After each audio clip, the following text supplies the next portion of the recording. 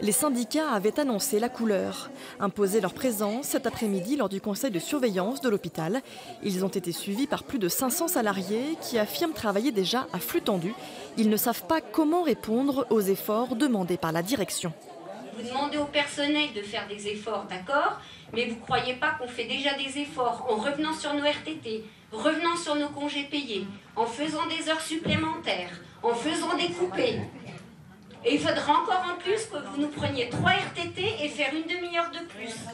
Peu bavard, le représentant de l'ARS n'a pas souhaité répondre aux interrogations des salariés, renvoyant la balle à la directrice de l'hôpital.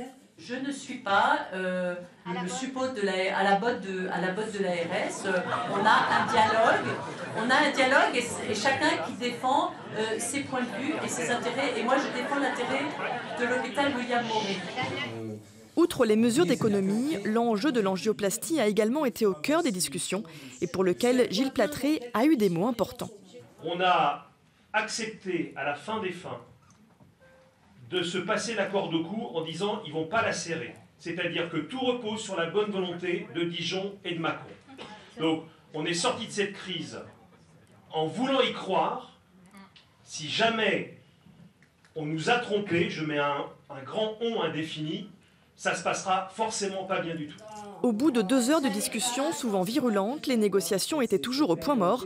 Seul, parmi ces salariés, un patient a résumé la situation. Je suis client de Carrefour, je suis usager de l'hôpital. Moi, je veux pas qu'il y ait compétition et qu'on se partage les clients. Je pense que le nœud, il est... Avec un déficit de 5,5 millions d'euros, l'hôpital de Châlons n'a plus que quelques semaines pour trouver une solution et revenir à l'équilibre financier.